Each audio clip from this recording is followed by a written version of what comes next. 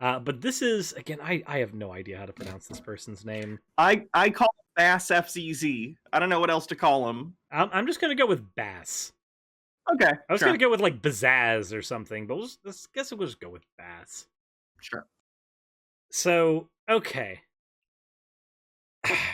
I'm not going to poison the well and introduce this person because I don't know enough about them. I got handed their content by someone else and then went, oh, this is a thing. I then sent it to Hannah as we were trying to figure out what we wanted to collaborate over, and Hannah just went, oh, I know this guy. Yep. So I'm going to let you introduce him, and then we'll get into the video itself. But so I am unfamiliar with him, and I think that my audience, anyone who's not familiar with you, is probably also unfamiliar with him. So let's poison that well right up. Oh yeah, I want a full-on Toy Story, someone poisoned the water hole. This is how bad this is going to be. So Bass here is an interesting individual, to put it lightly. He is a single man who has been, let's say, #red-pilled. He is sort of a MGTOW. There are words that I would use to describe him, but I'm not allowed to on Twitch. How do I put this? He is an apologist for assault, an apologist for crimes committed against women, and his excuse is often something along the lines of, well, she should have been with a man to protect her. Why wouldn't she date me? Because I would have protected her. A really good example of this is at one point, he did a video on the #StopStalking thing that was going on for a while when a streamer or something was being stalked and was trying to bring attention to the issue of stalking. And he made a whole video where he was making fun of it and literally brought up an actual murder case where a woman who had been stalked and moved, and the stalker found her, went into her home, broke in, and killed her. And his justification was, well, he beat her in, quote, Mortal Kombat, so it's fine. She should have either fought harder, gotten a dog, or had a husband to protect her. This guy is disgusting. This guy's one of the worst MGTOW dudes that I've ever covered, and I always hate covering him. I have at least one video of his in the Chud of Shame, which is where I put the worst videos I cover. He's just trash. He's really trash, and he doesn't like me when I cover him. Well, then that probably means I'm gonna get harassed by him as well, but I do not consent to legal. I'm sorry, that works for a different type of person. So, let's go ahead and cover this. He is going to be talking about this in a video called Homemaker versus Homemaker. He has some things to say about Jacqueline Glenn versus classically Abby. This is going to be interesting. Sure. Let's go ahead and let's just let the suffering begin. Begins me showing you guys people's responses to classically Abby. Because it's so piss poor. I guess first on the chopping block, my old pal, Jacqueline Glenn. So I'm just going to say this right now, just beginning, he seems really fake. Oh yeah, he has this whole thing. He'll slip into a weird faux British accent probably at some point in this video. He tends to do that as like a tick, and I don't understand it at all. But he's got a very like, hi everyone, I'm in front of a camera. It's time to do a video. And it's kind of off-putting to me, but you know, not everyone's going to be natural in front of the camera. Yeah, I just have a... It's like, you know when you turn on... You're looking for a guide for a video game, and you click on the video, and the very first thing you click on has the guy going, what's up guys, welcome to a new video where we're going to be doing... And you're just like, and a different YouTuber. That's the vibe I'm getting. Man, it's been a while since I've seen Jacqueline Glenn, man. It's been a long time. She dyed her hair pink. The hell was that about? What in the hell was that about? Why does it matter that she dyed her hair pink? Like, yeah, it's her hair. He has a thing where he thinks he can dictate what women wear and dress, and his justification is always like, men don't like that. And it's like, well, have you considered it's not necessarily for you? Very strange. Moreover, I could just be the dick and go, wait, you know that there are guys into pink hair, right? Yeah. Like, even if I were to accept his premise that like men can dictate it, which they can't, then you still have to accept that, wait, there are different men in the world than this one specimen. He definitely doesn't know that. He thinks that he is consistently the example of what men like, and also he thinks he can speak for what all women like. Because as we all know, no one knows how to speak better for women than a cis man. I think that also is basically what classically Abby tries to go for as well. Men actually want women to be like this. Like, Abby, your man might like you being trad wife, but there are some people that just don't want that. Yeah. I don't know. All right, Jackie. Take us away. What is up? Yes, I fixed my hair. It was a weird color. I'm trying to figure out what I'm doing here, so there you go. We done addressed it. It's out of the way. What is not out of my way, however, This is completely off topic, but I actually think the color of her hair is really nice. That's like a really nice color pink. It's a Just very wanted to put that out there. It's a very vibrant pink. Yeah. I've heard that's hard to do. I've never done that, but my friend Sarah, she's brought up, like, if you want like a bright pink like that, it's like apparently real bitch. Yeah, I can understand why. I've only ever seen like a lot of colors like that. They end up looking kind of faded. Yeah. Ads upon ads upon ads. Now, I don't normally get ads on my videos on YouTube because they hate me and demonetize everything that I do because I'm controversial. But for some reason, the ads don't affect Abby. Classically Abby. The most annoying person I've ever seen on YouTube. And that's like a big statement to make, I understand. That's a pretty extreme statement, but I lie to you not. She is the ultimate, like, combination of conservatism and girl defined. Which is weird because girl defined, they all talk about, you know, loving Jesus and stuff, and classically Abby is Jewish, so the Jesus thing doesn't apply. But it's basically the same fucking channel anyway. Like, she's talking about modesty and how you You know, it takes a while for Jacqueline to get to the modesty video, so I'm gonna skip all that fluff. If you wish to subject yourself to it, Oh, there's the that's fake your British accent. Yeah. I won't force you to. All right, Jackie, take us away for real this time. Hello, beautiful ladies. Hello, beautiful ladies. She starts every video like that. Hello, beautiful ladies. Which, by the way, Brenda from God is Grey, you're beautiful people. I'm sorry. This is kind of clashing. Hello, beautiful people. You know, Philip DeFranco, sorry, dude, you're next too. What's up, you beautiful bastards? Because every time I hear that, I'm gonna hear, hello, beautiful ladies. Beautiful ladies. We're going to be talking about modesty, why it's important, and why it doesn't mean looking like garbage. Like a trash whore. Do not look like garbage, because that is not how I wanna go to Jesus, but I can't. That is not how you are a good person, ethical person, modest person. I can't say Jesus loving. It's so hard with her. You do know what that means, right? It means you don't actually have an argument or a counter argument to her. No, that's not what that means. She's just pointing out that there's a stereotype for Southern reactionary, we'll just go ahead and call it, that doesn't wholly apply to Abby because she happens to be Jewish. Mm-hmm. That's it. That's all that means. It doesn't mean you don't have an argument. No. That's not what any of that means. You just dislike it on principle that she's religious. She's never said that though. Wait, hold on. But there's a problem here. Does everybody here know about God is Grey? I'm vaguely familiar. I've heard like Jimmy Snow talk about that channel, but I don't know about them specifically. So God is Grey, she's a Christian. Yeah. She's a Christian channel. Mm-hmm. And Jacqueline appears to not have a problem with her. Sure. And yet Bass here is saying the only problem you have is that she's religious. It's just like, wait, but in the video you're talking about, she mentioned God is Grey. A religious person on YouTube without issue. Which is funny too, because even like internet atheism circles, which I've been a part of before, they don't really talk about people who are like Jewish very often, because like when we're talking about social issues in the United States, like 99% of the time when there's some sort of like regressive policy decision that's being made because of religion, it's evangelical Christians, not Jewish people. like demographically, Jewish people are actually like tend to vote relatively progressively.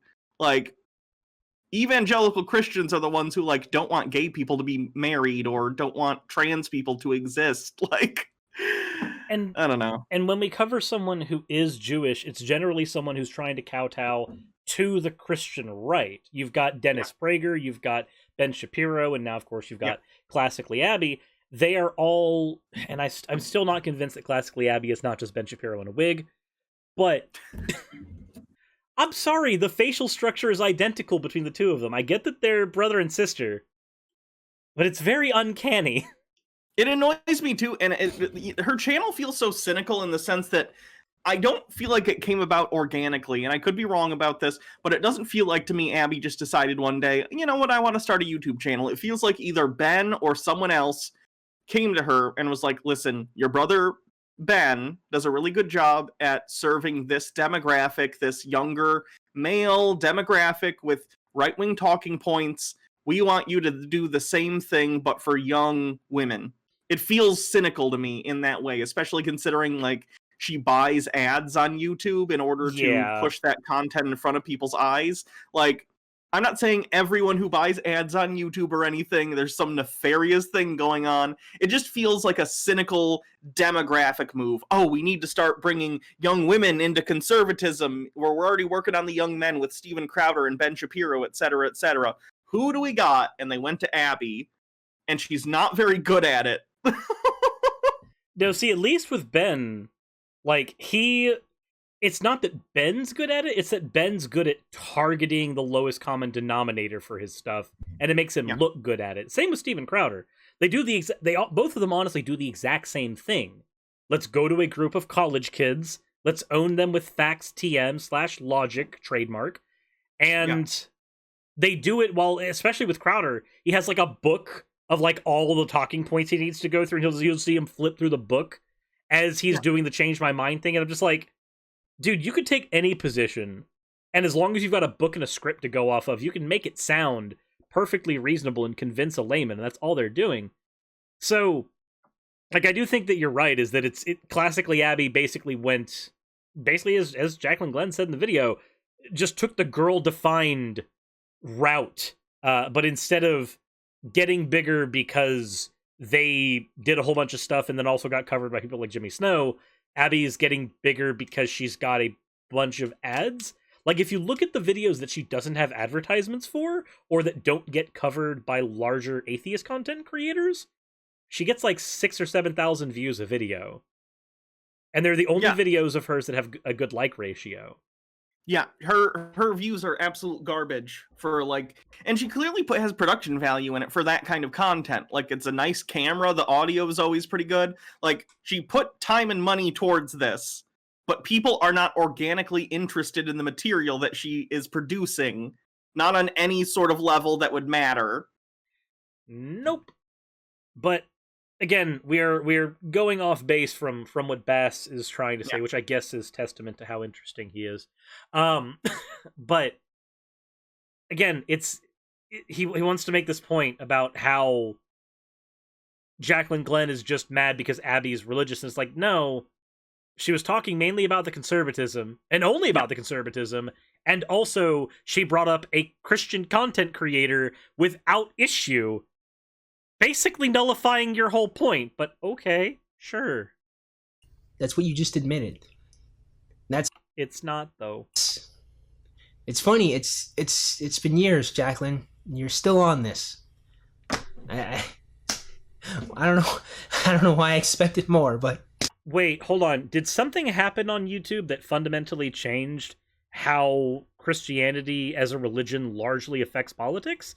Because if not, then that would be why Jacqueline's, quote, still on this. Yeah. Nothing's Conservative changed. Christians, evangelicals in particular, have a huge crossover with politics, especially these days. Like, it's crazy. The amount of, and I cover conspiracy theories a lot on my channel, so, like, the amount of crossover between, like, right-wing Trump Republicans QAnon believers and evangelical Christians is like almost a circle. I'm not saying all evangelical Christians are into that stuff, but like 90% of people are into like QAnon and super right-wing politics are evangelicals or evangelical adjacent. It's kind of pertinent, and you can't really divorce the two entirely. It's like there are people that think that YouTube atheism was a fad, and there was certainly a peak to it. There was a point where like strictly atheist content on YouTube hit a plateau, but that doesn't mean that the ideas that those videos were originally made to tackle, they didn't go away. No.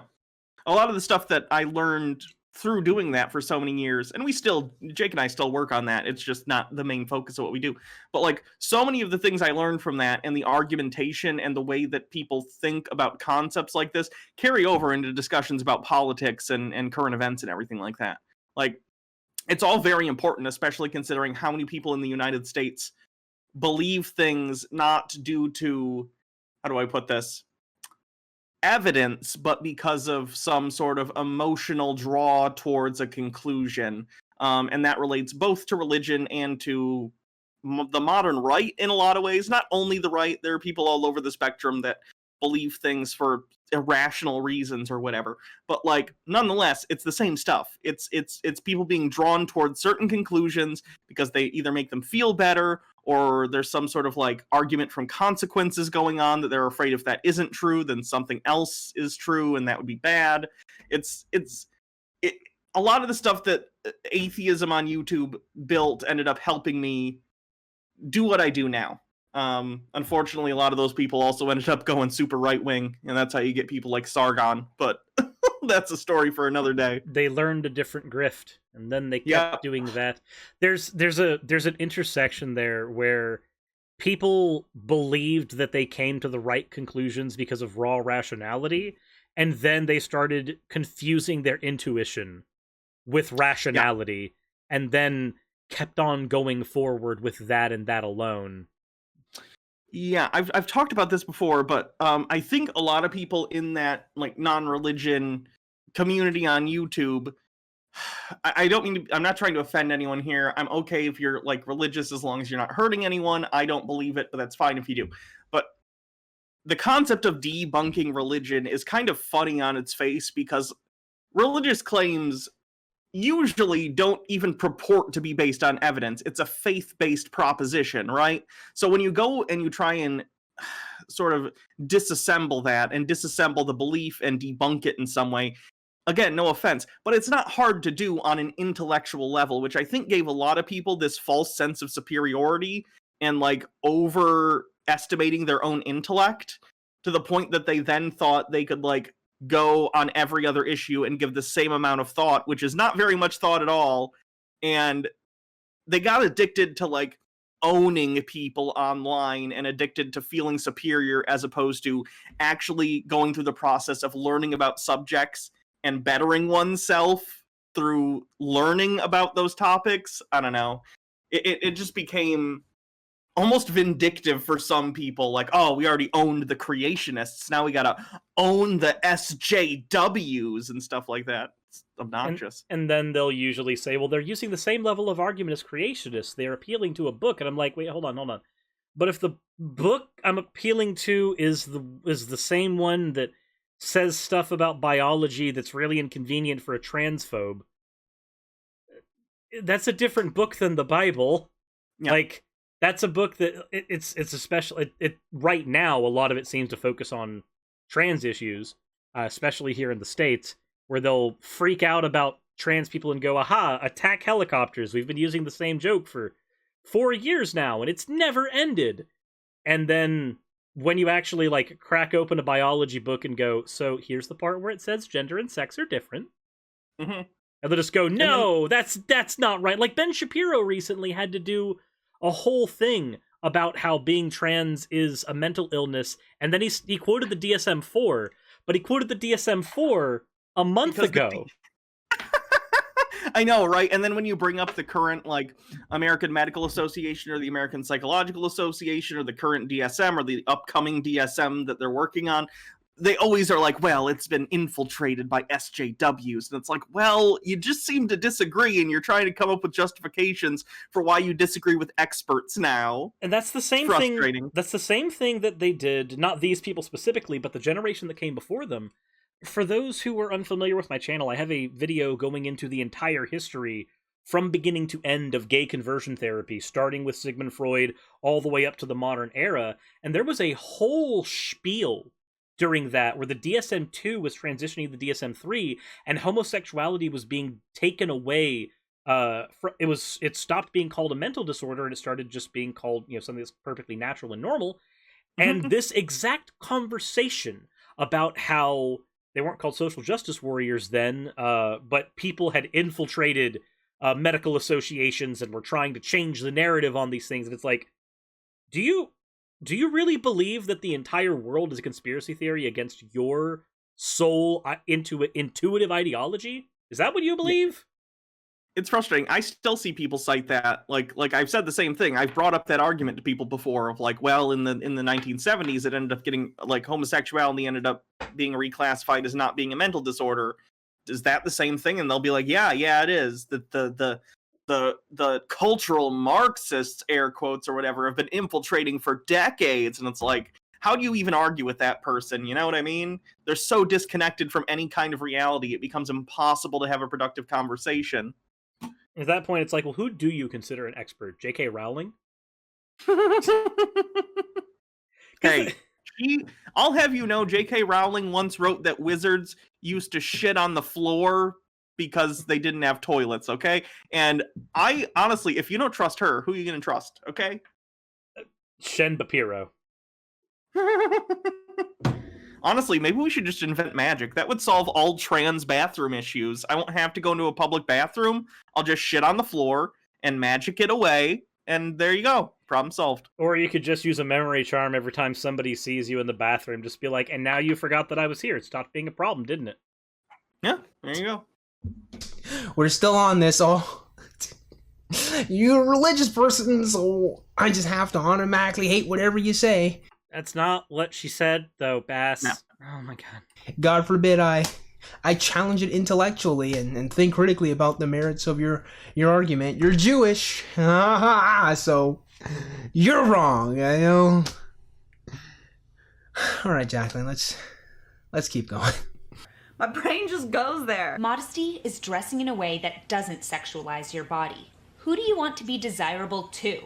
And do you want to be noticed for being beautiful or being sexy? Why is it a one or the other? Why can't you be sexy and beautiful? Why isn't sexy beautiful? I mean, I guess some people have different things, whatever, but it's a pretty subjective thing. Let's just put that out there. You can be both. Well, because they both have different connotations to them now, don't they? No, not necessarily. All words are subjective. To one person, beautiful can mean sexy. To another person, it won't. Yeah, there's definitely, I mean, at least in my subjective opinion, it feels like there's crossover between the two. I understand that there can be different connotations to the words, but they're both like tied into looking at someone and being like, yeah, aesthetic appeal. I also find it hilarious that Abby even is talking about dressing modestly, considering that that's a subjective concept in the first place. Abby has worn clothes on camera before that like 50, 60 years ago probably would have been considered not modest, you know what I mean? I've seen, strangely enough, there's I don't even remember how I stumbled upon this image. I was looking through Know Your Meme for something, I forget what I was researching, and one of because you know how when you go to Know Your Meme, there's like 3 or 4 advertisements for other memes that you can click on there? One of them was Abby Shapiro on Know Your Meme, and it was specifically a picture of her in like a very tight sweater where like the shape of her body was very, very visible. Like it left pretty much nothing to the imagination. And that was the picture there. And it's like, wait, hold on, Abby, this picture of you exists where you're certainly not modest and you're definitely in public. It feels like you're just catering to an audience now instead of like legitimately being yourself. And again, like you pointed out, even that definition of modest is different. Like if she walked into something like a society from the 30s and was showing her ankles, would they call her a harlot? Yeah. Like I don't know. It's confusing, it's weird, and Jacqueline's point that, these two things do have cross between them makes sense. Like, she literally asked, why can't someone be both? And now you're gonna sit here standing classically Abby. Well, actually, they can't both be the same because they have different connotations. Like, what? Okay. They're not mutually exclusive, though. At no point are they mutually exclusive. Like, think of a beautiful person. Now think of a sexy person. Are there any things that intersect between these two? Congratulations, you've made the Venn diagram for me. Sir Isaac in my chat. Link to that picture for science. Just look up Abby Shapiro on Know Your Meme. It's the first picture there. I'm not gonna help you guys simp for Abby today. I'm sorry, Twitter.com. That's a dirty word, I know. Being sexy is someone who is trying to invoke sexual enticement, thus trying to make you more ready or engaged in trying to have sex with them. No? No. Someone could be wearing something that you find sexy, but that doesn't necessarily mean they are sending you a signal that's like, hey, coming. That's not what it means. You can find people attractive without them meaning to send that signal to you. Like, imagine you're a person who, it's laundry day, so you just grab a crop top because that's what you happen to have lying around, and you're going to the laundromat and you're dropping everything, and somebody goes, wow, you're sexy. You wore that specifically for my eyeballs. You wore that because you want me to do things to you. And I'm just like, wait, hold on. Is this, just out of curiosity, is this the same type of mentality that he has in other videos that leads him to think that, like, women are responsible for other people hurting them? Because this ties into his victim blaming shit for sure. He thinks everything is for him and for other men. Okay, so who here is familiar with Sword Art Online? Just even vaguely. During the Gun Gale arc of Sword Art Online, there is a character who is a sniper, and her outfit is very revealing. In fact, actually, I could go to an actual good anime for this. We could talk about Gurren Lagann, and talk about, I believe her name is Yoko? And her outfit in there is incredibly revealing, and within the context of the show, there's no issue. Like, within the context of Sword Art, it's an MMORPG. People wear revealing clothing all the time. It happens. Within the context of Gurren Lagann, society had wholly and completely collapsed by the time that Yoko picked up a sniper rifle. The idea that she should be wearing one thing or not basically stopped existing by that point in time. So if somebody goes to an anime convention cosplaying one of those characters, are they doing it so that they can be true to the design of the character? Or are they doing it because they think that your eyeballs specifically needed to have splooge leaking out of them? Ugh. Can we not reference cum eyeballs, please? Cum. Oh, God. You are so salty. You are now stuck with that image in your head. But my point is, there's 1,000 reasons why somebody might be dressing in a way that you would consider sexy. I happen to go to anime conventions, so for me, one of them is that cosplayer over there wearing a skin-tight blue suit. They're cosplaying Samus. They're not trying to reveal to be their body. That's not their goal here. Sure. Not to mention, people find all sorts of... Oh, sorry, just real quick. People find all sorts of different banal things sexy. Like, some people are into sort of a loungy look. So, like, if a woman was out just in, like, sweatpants or whatever, or yoga pants, you know, because they're comfortable. Let me tell you, as I've transitioned, the best thing in the world are yoga pants. They're the most comfortable thing ever. But it doesn't mean that just because you're wearing yoga pants, you're trying to be sexy or whatever. Like, you know what I mean? It's just frustrating that someone could look at someone else and decide, I find them sexy, therefore they want me to find them sexy.